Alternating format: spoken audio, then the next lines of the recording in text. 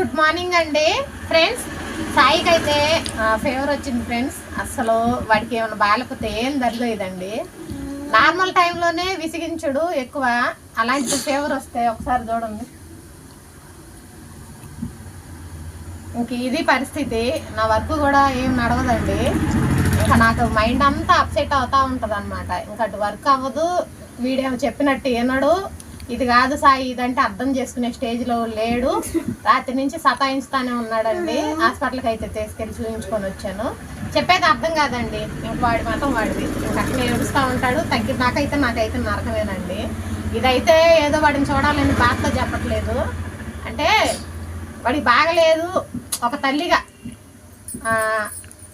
నేను అనుభవిస్తున్న సిచ్యువేషన్ అయితే చెప్తున్నాను ఫ్రెండ్స్.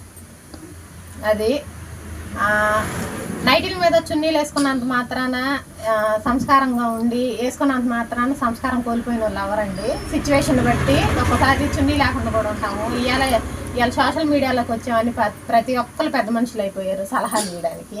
ఓకేనా? వీడియో వస్తే లైక్ చేయండి.